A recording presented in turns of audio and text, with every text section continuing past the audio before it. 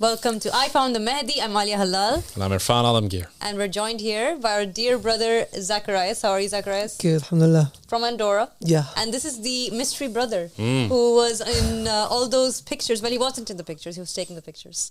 And he wasn't in the picture itself, right? We didn't know who it was. Yes. We just knew his name. But we didn't know that one day he would actually join our community. And you really loved those Andorra pictures, Doctor. Yeah, well, there was some weeks when we were doing Rise Up when Andorra was front page news. It was like we were being peppered by images and flags and things. I thought there was a community living in Andorra. Yes. I was like, how many people do we have there? And she was like, Ali was like, I think it's just one person. I was like, no way. Yeah. And here he is. Here he is. The legend of Andorra has appeared in human form. The legend of Andorra. There you go. So, Zacarias, I'm sure everyone's wondering how it is you got here, and there's obviously a long story to that because we have to go all the way back to when you were a child and your religion growing up. So let's start with that. Tell us about it. Okay, first of all, I just want to say my English is not so perfect, so I will try to not make a lot of mistakes. So I hope everybody will understand me. I'm sure we'll understand. Yeah, and so my background is Muslim, Sunni Muslim. And I born in a Moroccan family.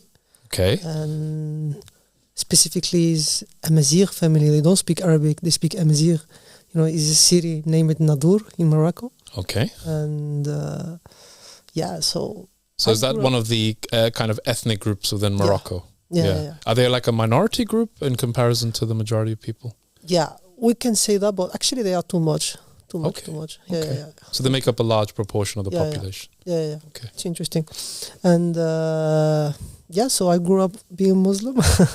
Actually, because my religion began, I remember I was 13 years old, I remember. Actually, it was because I wanted a computer. Yeah, and I asked my mother, please, Mom, if you buy me this computer, I will start praying. And start praying? Yeah.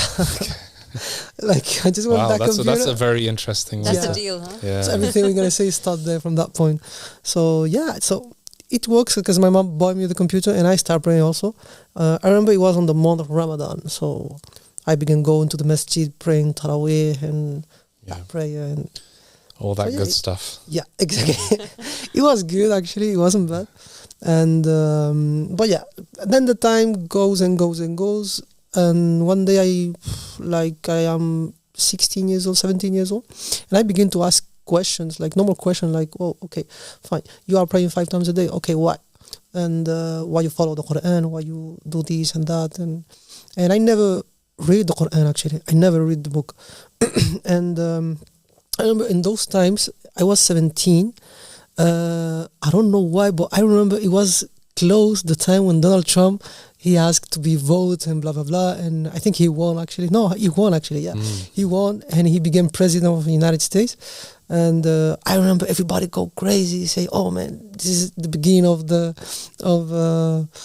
bad things on the world. The world's going to be bad. We're going to have war with Russia and this and that. And I don't know why, but I just began to investigate and just seeing all those signs, everybody put in those signs of the Mahdi. And I say, okay, cool. I ask my mother, Mom, look, do you know the Mahdi? He said, yeah, the Mahdi is a person that will came on the end times and he will fix the world and this and that. And I say, okay, cool. Let's find out more about this person, the Mahdi, because I never understood what is that person. And so I remember I was focusing on the hadith of end times and everything. And actually I was a little bit scared because I read a lot of those texts, Sunni texts actually, and those scholars speaking I'm watching like a lot of videos from YouTube from those scholars, and I don't know, I just felt like I need to be on the religion because it's important, because I don't want to miss this opportunity when the Mahdi gonna come and I don't going to be able to testify he is the Mahdi. I say okay.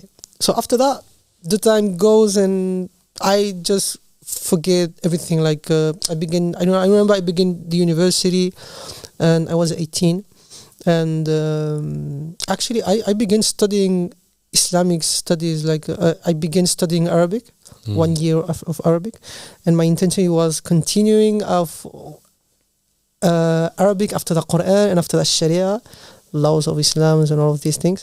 And but nothing happened like I was expected, because I just made only 1 year. I only study 1 year of Arabic and I stop. And I go back to my country because I was studying in France. It's like maybe bizarre, we say the word, I don't know, like it's not normal, because if you want to study the Islam, you go to an Arabic country. No, you're not going to stay in Europe or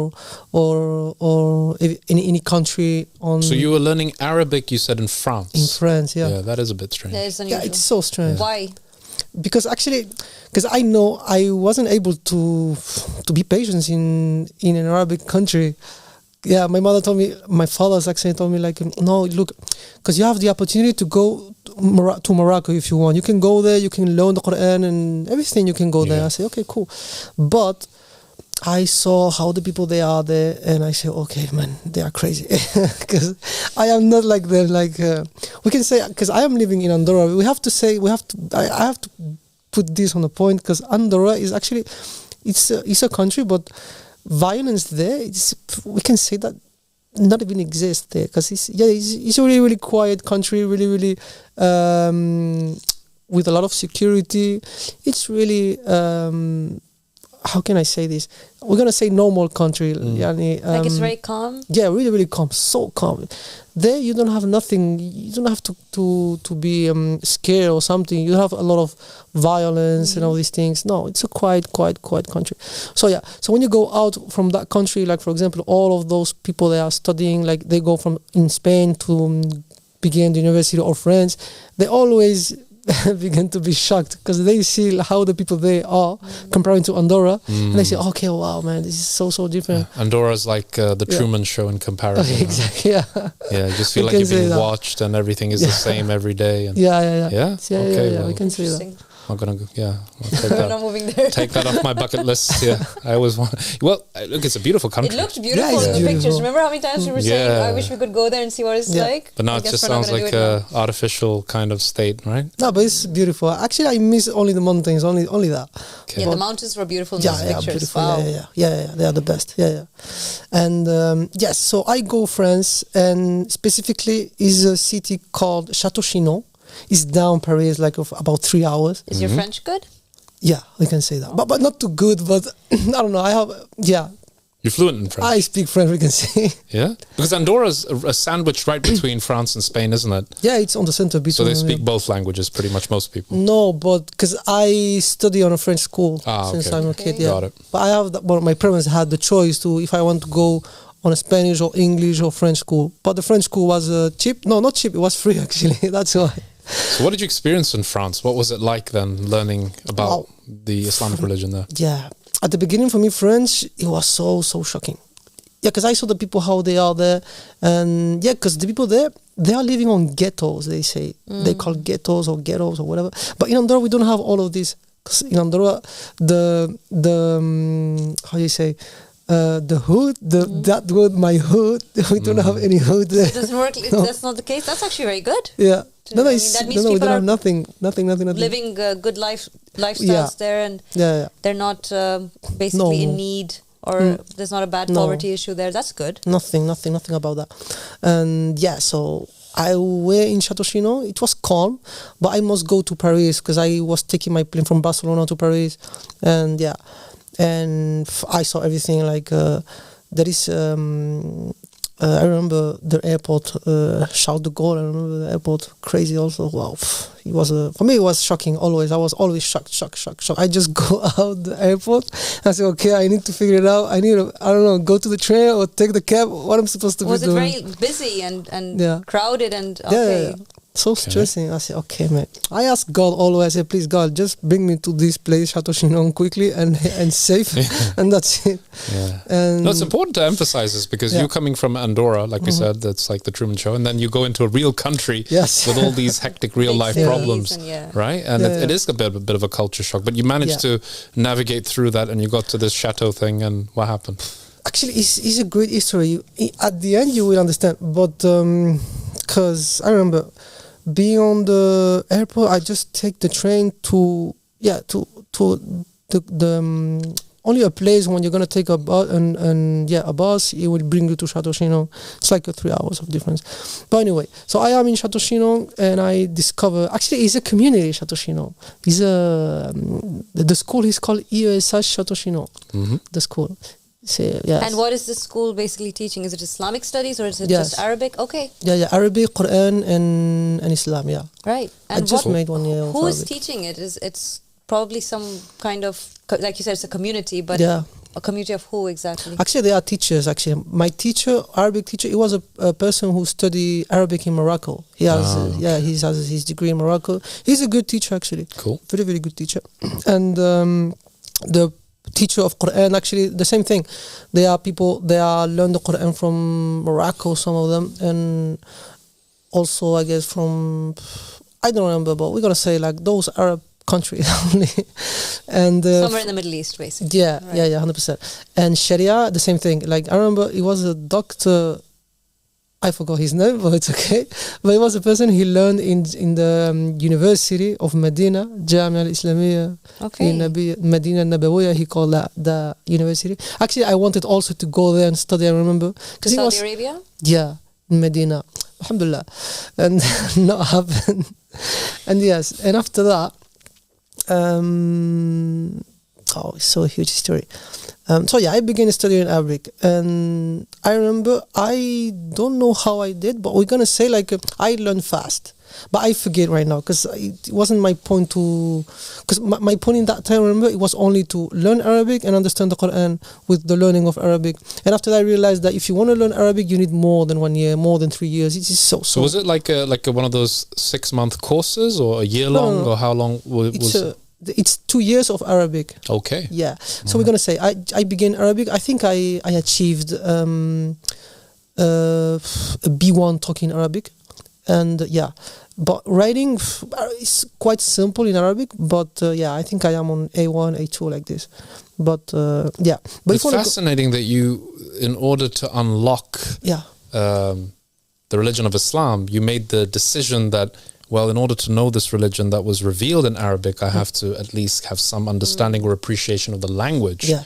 And is this what drove you to say, okay, I'm going to enroll in a 2-year program, which is basically like a university degree, isn't it? Yes, so you're going for 2 years, and you're like, okay, I'm going to dedicate myself to learning this language because this is the key to my religion. Yes. This is what I understood in that time. Fair enough. But yes, I have a lot of experience from the teachers there and also the community there, because I was living on 4-person room, on a room with 4 person, and with time I understood that the person they are studying there, they all have backgrounds with the crime, or others with the normal backgrounds. They just left, they finished the normal study. I think you achieved the baccalaureate, I guess we say in English, I don't know. Like their bachelor degree? Yeah, you take the bachelor, and after that you go to the university. So most people, they are young, and you have also a person from like about 35 years old until even 60 years old. And yes, it was cool. It was an experience that at the beginning it wasn't bad, but after I had a lot of problems with the people there of the community, because actually I have a person living with me. He has like crime backgrounds and everything. It was quite shocking, and I say, oh, this is crazy. How can a person like him being here studying the Islam and being able to be here? But yeah, this is an experience to me, it was. But yeah, khalas, alhamdulillah. And after that, I finished the year. I remember it was Ramadan, and I decided to go back home and making my Ramadan there with my family and everything. And so I go back, and after that, I think it was on June or something like that. No, it was on May. Yeah, May. So May, June, July, and August, and September, and I decided again to going back there, and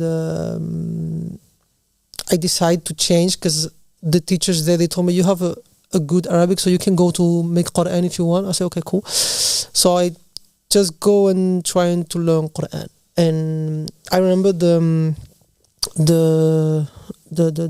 process to learn Quran. You have to wake up at 4 a.m. and after that, you go to the masjid and you follow your instruction how to learn, because they don't teach you how to learn. You have to figure it out by yourself. I said, okay. So okay, cool. So I take the book and I just trying to memorize. And I see everybody they are around me. Everybody they are memorizing Quran. Everybody they are reading in, and just by myself, I just tried to memorize. But actually, I don't know why, but I wasn't able to do it. It was strange to me. I say, okay. So I try and I try and I try. It was like impossible for me. I say, I don't know. I just look around me. Everybody are studying, memorizing, focusing. And me, I wasn't there. I say, yo, what is happening to me? I just not able to memorize the Quran. I say, okay. So just take a rest. And tomorrow you're going to be another day. You will try again and it will be fine. And I did the same the next day. And same thing happened. I said, okay, wow, this is maybe, I don't know, I thought that maybe I'm cursed or something. I say, maybe I did something bad or something, I don't know. I said, okay. And I stopped and I talked with some brothers there and I explained my situation. They told me, look, this is normal, but you have to be sincere, like you have to be correct. Maybe you have something on your heart and you are not you don't have a good intention or something. I say, okay, yeah, maybe, I don't know. Actually, my point is just coming here, studying, make all the process until the end. And yes, this is what I wanted. No, because I wanted to be an imam. Actually, I remember. Yeah, I wanted to be an imam of masjid and everything. And yes, so and all of this, just so I can take it back to the beginning, what you had mentioned, was because you didn't want to be sort of left behind when the Mahdi did appear. You wanted to kind of be in that realm or understand how to join him when he comes, or recognize him and support him. So this is all of what you're doing. That was actually your intention, which I would argue is a very beautiful intention, actually. Yeah, at the beginning it was this my intention, but after that I forget about all of this because you know, you live your life, you have another intention and project and everything, so you begin to start and just forgetting about the important thing, the main important thing. And so I remember I was there trying to memorize the Quran in the Thursday, and same thing happened. I said, okay, fine, just go make your istikhara. I said, okay, cool. I make an istikhara. I remember the brother told me, make istikhara and you see. I say, okay, I will do it. So I make istikhara and I ask God, please God, if you want me to stay here. I don't remember exactly the dua that I say, but it was something like this. I say, God, if you want me to memorize the Quran, just make it happen. If you don't, just make me back home, and that's it. And if I see my way going home easy, it's meaning that I need to go home. And if I see it's easy learning Quran, it's meaning that I have to stay here in the Quran. So I was doing like this. The Quran was impossible, actually. It was like I really thought that I was cursed or something. Why? What was the result of your istikhara? It was so easy to go back home. Yeah, there you go. So easy, like wow. I'm curious about something, which maybe you can enlighten me with. What is the purpose behind memorizing the Quran on a spiritual level, or what is the argument given or provided for why it's necessary to memorize? You know, like it's because it's considered a great accomplishment. It is, right, and it's celebrated, and even if you understand it or not, it's not really the issue. It's more. I mean, back home for us, it was like if you finish the Quran, let's party, right? Exactly. But if you memorize the Quran, then like it's the millennium. It is right, to the extent that in some countries they're actually quite. I don't know what the right word would be for this, but they really put children through quite a lot of ordeals to force them to memorize the Quran, which is really unfortunate. It does happen in the Middle East. It happens in countries like Pakistan, where kids are put under that kind of torment, really, where they're forced to learn this book that they don't understand, and they don't know what they're even saying. That's the irony, isn't it? Because the people, the where the Quran is really memorized the most is in the non-Arab speaking world. Right? So most of the people who have memorized the Quran, they're in the Far East, the Southeast Asia, and the people who don't really know the language. So at least the foresight was there that the Arabic language is important in order to understand the Quran for yourself. But this is a real problem, I think, and it's important that you highlighted it. And I think that you not memorizing the Quran hasn't taken away from your spirituality, because you ended up somewhere where we're going to get to that. But you tell us, why was it important, according to you, in your culture, why was it necessary to memorize it? Because first of all, because if you want to be an imam, you must memorize the Quran. This is first. And secondly, actually, they say Sunni Muslim, that they have a lot of good things if you memorize the Quran. Like for example, they say something about Sadaqah Jariyah. Sadaqah Jariyah, I think, is something that even if you die will continue. Constant rewards that you get after death. Right, okay. So the Quran is Sadaqah Jariyah for your parents and everything. I say, okay, fine. I mean, it's a beautiful book in recitation, and we do believe that it's necessary to read it, right? And we believe in it, and we believe there's truth in it, and that when you recite it or you listen to it, the angels actually come and surround you. And this is something that we've heard about. Yeah. But again, actually having to force yourself to memorize it, I don't understand the purpose behind it. Yeah. But yeah, and actually even the parents, because my parents also, they always told me, like, if you want to learn the Quran, you have to memorize it and this and that. But even my parents, they don't know why they are telling me this. I was going to ask, have they memorized it? No. Okay. So yeah. So I guess you can continue. Exactly. So yeah, so everything stopped, and I remember I was 19 years old, so I decided to go back work, find a work, and just walking and and fine. So this is what I did. A lot of months passed, and same thing again, like we see the world going crazy, you see a lot of those histories about wars and everything. I always been following the news, and not the news from the TV or social media, but we're gonna say like deeply, just trying to understand what the system doesn't want you to know, like we all know all these things, like the Arrival series, like all of Abbas saying the Arrival series, like all of that things I was seeing on internet, YouTube and everything, without knowing that everything that I saw actually comes from the Arrival series. So this is surprising when I knew that. It was crazy.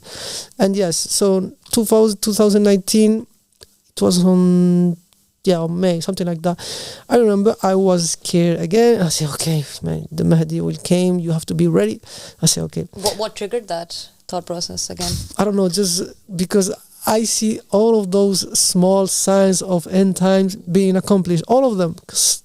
Donald Trump becoming president. That is a big one, actually. It's exactly. So what can you tell us a few of those signs that you saw? I remember, like, actually, Abbas Sadiq tells all of that signs in the video, but one, like, began to shock me. It was like, you will see how all the Arabs will fight each other, like who has his big buildings and everything. This is one of them. The other one is also how the time will pass so fast. But they are all small. And what else? There are a lot, actually, but a lot. Actually, I forgot right now, because right now I'm feeling like there are many. There are many. Children treating the elderly in a very bad way. This is something that's rampant in society. Generally, there's a lot of poverty around us, a lot of homelessness, a lot of oppression in general, bloodshed. These are all some of the minor signs, right? Exactly. And there is something that shocked me a lot, and I know that not many people knows, but if you see the Kaaba on Mecca, you see the Kaaba on up, you will see that the form of Mecca and the Kaaba, it has a sign of a pyramid, and on the center the Kaaba is like an eye or something like this. And when I saw this, I said, wow, this is crazy. I said, wow, we lost the Mecca. I remember I was seeing a video that all Muslims lost Mecca and they don't even know. And yes, and you see on the middle that tower of the o'clock tower. It has like the corns of the devil, and everybody saw this, and it's like a little bit crazy. I don't know if all of people knows, but if you see that corn of the devil, you see on down, the name of Allah, you see Allah, but up of Allah you see the corn of the devil. The horns, yeah.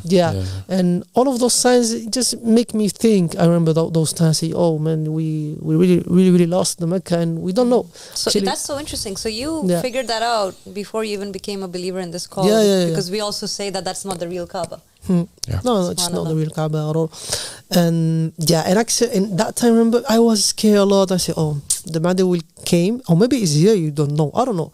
So I made something really crazy, like the history of the Prophet Muhammad. Actually, the Sunni knows that the Prophet Muhammad, when he received the revelation, he climbed a mountain until he arrives up really up mountain, like he's really strong to climb that mountain. And after that, he received his revelation from Jibril in that mountain. And so I did the same thing. Actually, I just go climb a mountain in Andorra, and when I climbed that mountain, I just connected with God, and I asked him, please God, when the Mahdi appears, please make me one of his followers. Only I ask only that. And but I really ask him, like really sincere, like, please God, because I am not so intelligent, so please help me to know when the Mahdi came, please make me one of his followers. And that's quite a prayer. Yeah, it was crazy, because after I need to go down from the mountain, I realized, I said, oh man, I jumped, I just climbed a lot. I said, oh, it was so dangerous. How did you get down? Yes, like, just step by step, but it was so dangerous. Yeah. And and after that year, it was 2019. Yeah, because today we are 2026. Well, no, 25, sorry. But yeah, a lot of time passed, and yeah, and my brother one time, yeah, because I have to say something. Since like 5 years, I stopped watching all of those callers, because I didn't like them, because they always say the same, and always saying the same, always saying this is haram, and I don't know, I just stopped liking them, because I see like a lot of hadiths and things that for me beginning to sound like awkward and weird. I don't know, and a lot of fake hadiths, a lot of scholars say no, I am the truth. The other one say no, I have the absolutely truth, and this is just talking to and appointing him like, no, it's false and I am the right, and blah blah blah. I say, okay, this is a big problem. And I say, you know what, I'm just gonna be focused on the Quran, and that's it. And I just gonna believe the Quran on my way, because I think this is the point where what you need to do, I guess, because I don't know, the religion, I think, is something personal. You don't need to follow anyone. And I don't know, I took the Quran and I start reading, and what I understood, so I just follow and I do it, and that's it. And yeah, so one day my brother, I remember, he sent me a video, download video, because he don't send me a link or something, because if he send me a link and I see he's a scholar or something, I just take it and just put it on trash, because I don't like them. But my brother sent me a video, and in that video I remember I saw that person, Abu Sadiq. I saw him and telling, I am Abdullah, the successor, and this and that, and the famous video, actually, that everybody saw that video. And I don't know why, but when I saw that video, I was in shock, but really shocked, really deeply. Like, I realized that this is something important and this is something real, but without having any proofs or nothing. Just, I wasn't able to stop seeing him and hear him. Like, no, always. Like, I remember that night was maybe midnight or even more, or maybe 11:30 or something like that. But anyway, when I saw that video, I didn't stop watching his YouTube channel until 5 a.m., 6:30 a.m. I say, oh man, you need to go sleep. Tomorrow you will continue, but you have to sleep at least 1 hour or two, I don't know. And the next day the same. I open YouTube, Abu Sadiq. Like this, I begin to see all of his videos. At the beginning, I didn't understand quite good, because it was all in English and in an American accent. An American accent for me sometimes is quite difficult. But alhamdulillah, right now is the opposite. It's the English accent. But anyway, yeah. Good to know. Yeah. No, I think that was for you. Yeah. No. Thanks. No. But yeah. No. So I just see the videos from Abu Sadiq, and I don't know why I remember I read the manifesto, wonderful book actually, and after that I didn't saw the Goal of the Wise, but I saw the other book, the Jurisprudence. I saw it. So I read both of them. Divine Jurisprudence. Yeah, Divine Jurisprudence. And after that I decided to call the presenters of YouTube, of TikTok, or of YouTube it was. I remember I called one time Ardijan. On which show? Ardian? Yeah, once I called the English show. Yeah, actually, my English wasn't good in that time, so I called Ardijan, I remember, and I remember I asked, do you believe in the coming back of Jesus? They told me yes. I said, okay, cool, because I know in the Quran on Surah Al-Baqarah they said like Jesus, he was taken on to heaven or something like that, but actually on the next surah, I think is 2 surah after, in one ayah of the Quran, he specifies God that Jesus, he died, And I stopped there and I told them like, yeah, so you believe that Jesus is in the skies, but in the Quran he says that Jesus died. And he told me, yes, of course he died, but actually here in another surah you can see that Jesus will appear on end times and this and this and that. I said, okay, yes, I didn't saw this. I said, okay, sorry, I'm so sorry. And he just broke me on the phone. I said, wow, okay, cool. So nothing, I just continue and I read that ayah. I said, oh man, it's truth. I didn't saw this. I said, okay, fine. So I just continue reading because I didn't finish the book, the jurisprudence, I remember.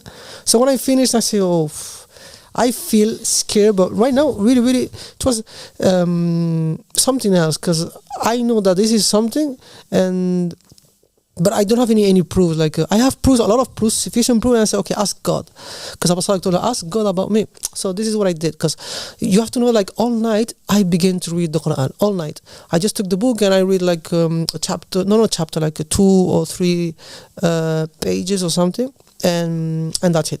But I remember in those times I wasn't able to read the Quran. Actually, I was because I discovered God of the Wise and I began to read God of the Wise. And when I began reading that book, I said, wow, what an amazing book. So always at night I follow my sunnah, read the Quran and go into sleep. But right now I was doing 2 things, like read the Quran and after that gonna read God of the Wise and then I go into sleep. Yeah. Which language were you reading the God of the Wise in? I was reading Spanish. Yeah, Spanish. And so I take the Quran and I say, come on, finish quickly because I want to read God of the Wise. I say, oh man, you are not sincere. Yo, wallah, you cursed or something. Why you want to read the Quran? You're hard on yourself, aren't you? I don't know. Yeah. I say, how you can't prefer God of the Wise from the Quran? I say, man, you really have something.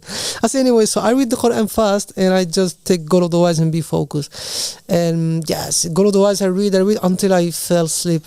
I said, wow, what a book.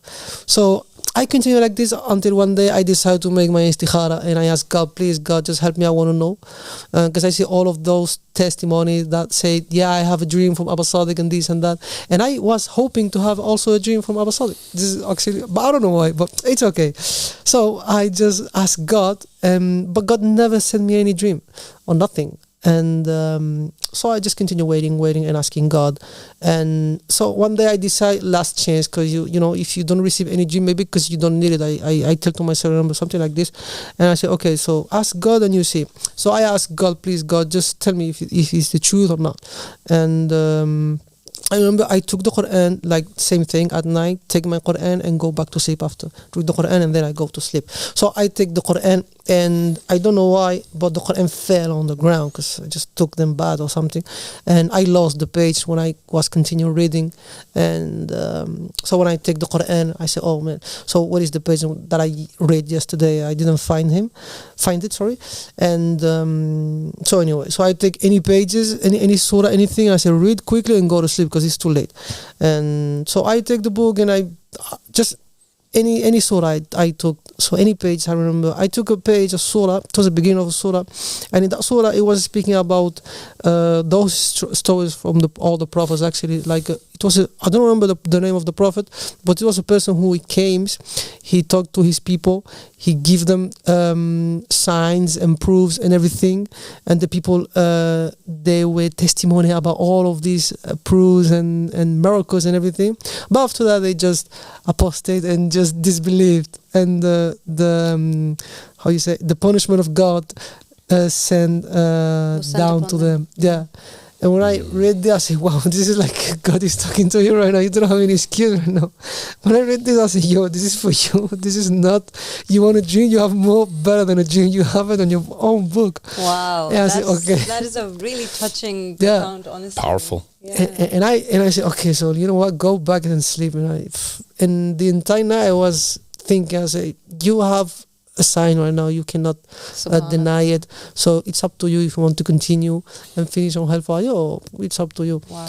And I remember the next day I just contacted Kevin. I remember it was from Spanish side. I said, look, I just want to pledge allegiance because this is the truth, and for me it's 100% truth. He told me, are you sure? I said, yeah, just let's do it, and that's it. I really want to talk about this this sign that you got from the Quran, because I think that this moment that you mentioned there is a very pivotal moment in your journey. Yeah. And it's something that a lot of believers have encountered, that moment where where they open the Quran and you know for a fact that the words that you're reading are actually really directed to you. And you know someone is speaking to you in that moment. Yes. And there's no denying it because it's so vivid. Those words are just leaping off the page, right? Yeah, and the even more interesting part is that God chooses the method of his communication. We can say, God, I want a dream. It has to be a dream. It can be nothing but a dream.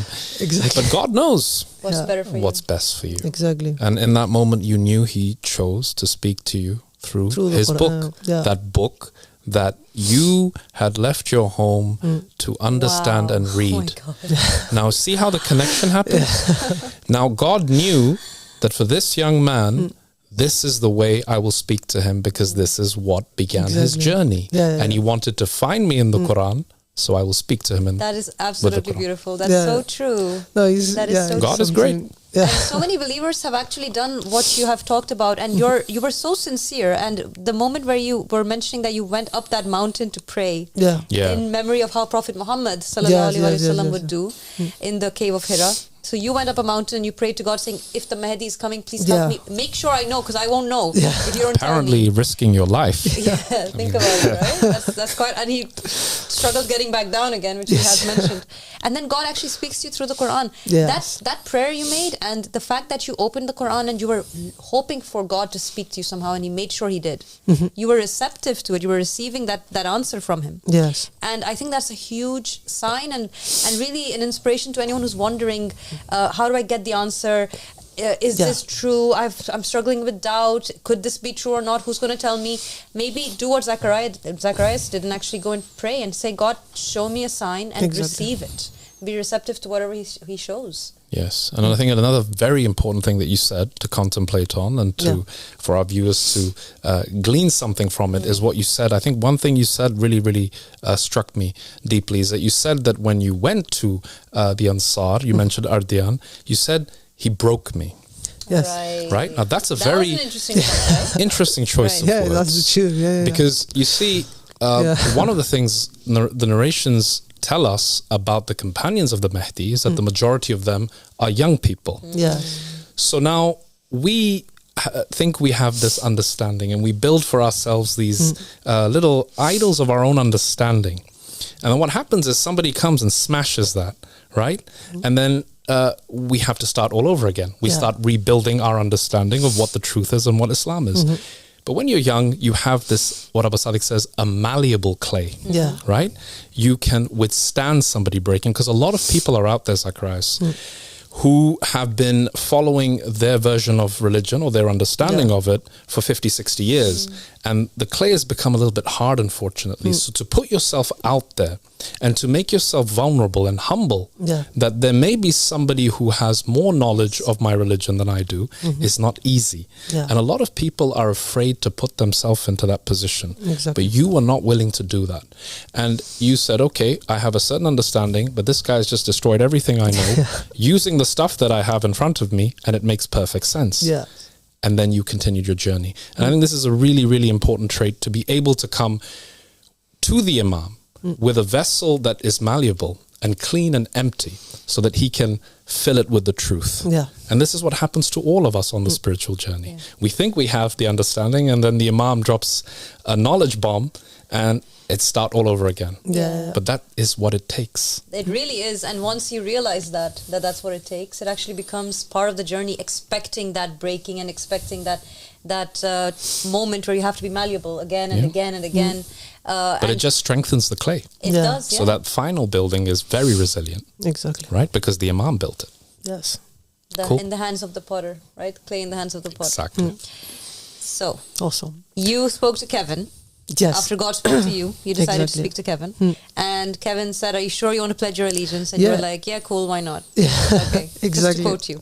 I told he told me like, yo, you sure? I said, yeah, let's do it. And he sent me a video, and I watched that video.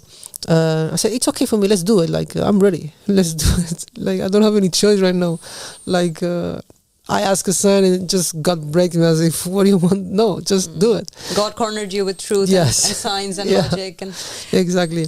And for me, the sign, the amazing sign, it was when I pledged my allegiance. Because before pledging my allegiance, I was scared. I was having that feeling of, something will happen if you don't. And to be safe is pledging allegiance. I don't know why.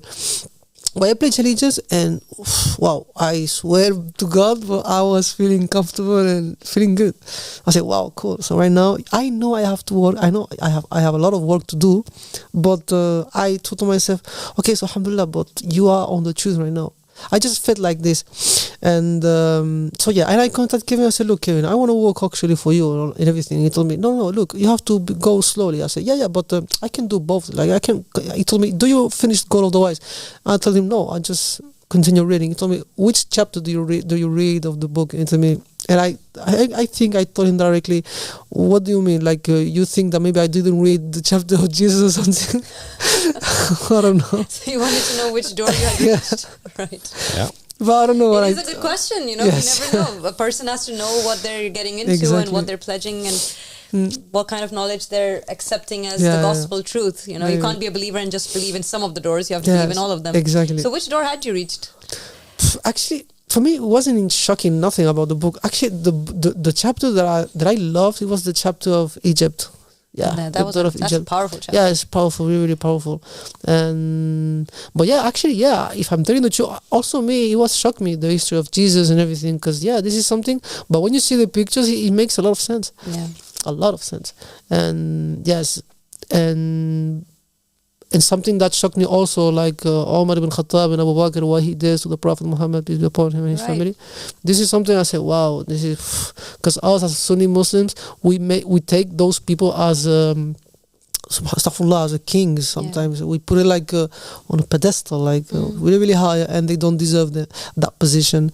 And yes, so I contacted Kevin, and I remember I began to work with him. I remember I was translating videos and everything. I was enjoying doing that. Actually, I remember it wasn't a work for me, because for me it was, I don't know, I was enjoying doing you it. found the Mahdi. You believed you found the Mahdi for sure. Exactly. That's not work anymore. It's a relief. Exactly. And I remember after that, I still deserve having a dream from Abu Sadeh, because my goal, it was only see him and know him and everything. But alhamdulillah, so everything go fast. I remember everything actually so fast. And you were doing a lot of sticking posters up all over Andorra. Of course, let's not forget. Yeah, exactly. I put posters all over Andorra. All over Andorra. Yeah. Hopefully, everyone's seen them now. I hope. Yes, inshallah. And we were putting it side by side with Croatia for natural beauty, and I think Andorra was right up there. Now you've taken it away from us. Yeah, exactly. Hopefully from here you can inspire other people from there to continue. Yeah, inshallah. Maybe sometime. So now at this point you were working and you were excited about this call and you were studying it while you were working, and you were in alignment with Kevin and the Spanish outreach team that we have here. Yes. And then I think you got contacted by Kevin and he told you, hey, we're actually having an open house day event. Yeah. And you were invited to be a part of it. The conference, I remember. Yeah, this is also was a special thing, the conference. I remember before, I think it was Veronica, because my message is Veronica, and she told me, look, we have a conference and you are more than welcome if you want to come. I said, yes, okay, cool. And I just saw that I have the money, I have the time. I said, okay, cool. So just let's do it. And I went. But the truth is, before coming, I just asked God the same dua. I remember I said, please God, if you want me to stay, just make it happen. If you don't, okay, so just make me going back home. And after that, we realized what I'm going to do and this and that and blah, blah, blah. And so being there on the conference and everything, it was good for me. It wasn't bad. It was a great experience. And until the last day, actually, I was surprised, because at the beginning, I was feeling that I will be able to stay. But actually, also, I thought to myself, maybe you will come back to Andorra, so just don't make you a lot of expectation, maybe, So yeah. So I just want to quickly highlight this, and I think it's very interesting, because Zacarias was not coming to make hijrah, right? You were coming to attend an event, a conference, and part of the conference event included the open house day where the Ansar were invited to come and actually visit the headquarters. But you were traveling here with this kind of hope in your heart that maybe maybe I can stay, become part of that place, which made you very, very special actually in the group, because others weren't feeling that way, but you were hoping to make this your home. Yeah. When you set foot out of the house. Yeah. Okay. But actually, it wasn't a good idea, because when I leave house, I just didn't take nothing. Like in the apparent, it wasn't good, but in the batin, it was a very good move. Yes. Yeah. Because sometimes things are not logical always. You know, sometimes you have to go against the grain, against conventional wisdom. And when you do that, when you go against what you think is right, but you do it for the right reasons, that's really those critical moments that make all the difference. And this was a critical moment in your spiritual journey. Yeah. Absolutely. Yeah. And so, yes, I remember the last night, the last conference, and I said, okay, so nothing. So I'm going to go back to the hotel, and so tomorrow I have my plane, so I go back to Andorra and this and this and that. And so I remember Alia, she came and she told me like she has 3 messages for 3 brothers here. I remember it was 2 letters for 2 brothers, and the last message for me that Abba Sadek told me like yes, he accepts you, you can stay here and you are more than welcome to stay. And it was shocking actually. You didn't expect that, huh? No, actually. So yes, but no also. It was, I don't know, it was so shocking. And wow, I remember my entire body began to making like I don't know how you say it in English, but you know when you start moving like this. Shaking? Yeah, shaking, because because actually I have a disability, so this is because I have my immunity system affected. So when I'm stressed or when I'm happy or sad, so I begin to shake a lot.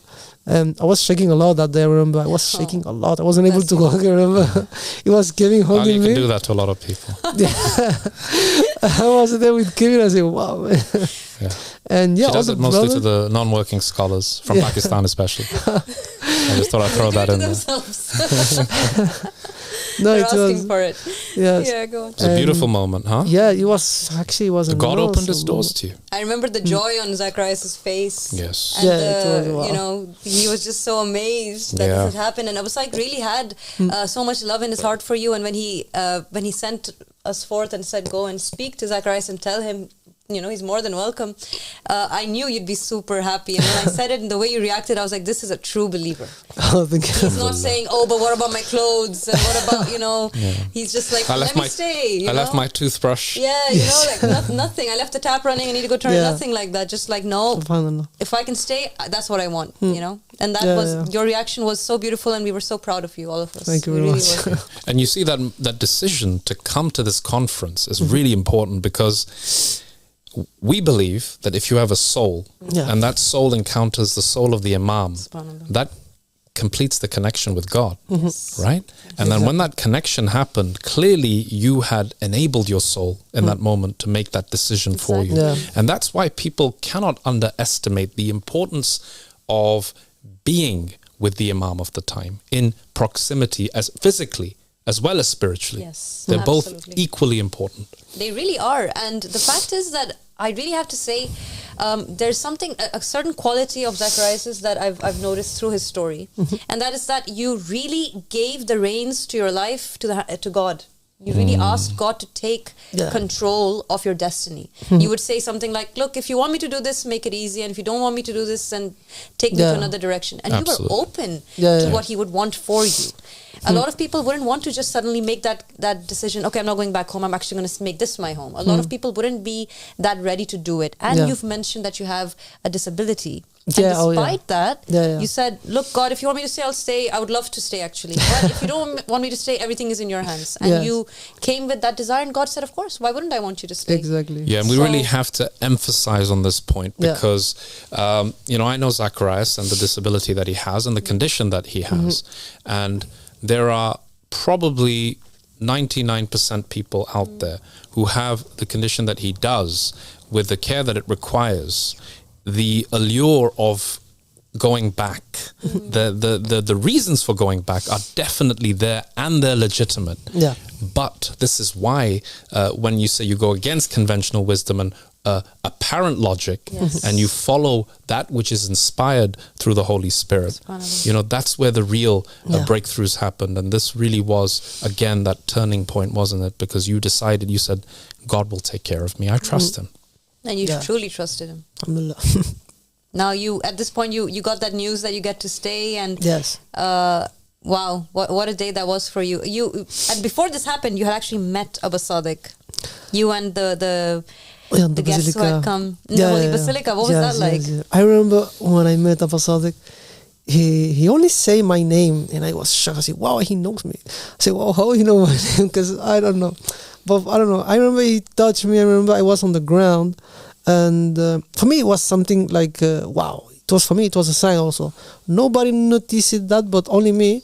When Abba Sadiq touched my back, I remember, I don't know, I just feel, because I have my left hand with spasticity, and I'm not able to open the hand and even move it well.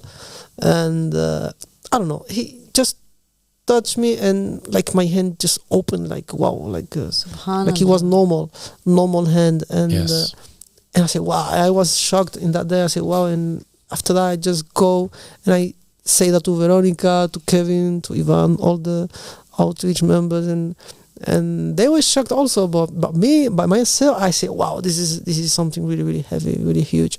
Quite so, a wow. sign. Yeah, it was awesome for me. And and after living here on base and everything, you see like all days, it's a sign, subhanallah.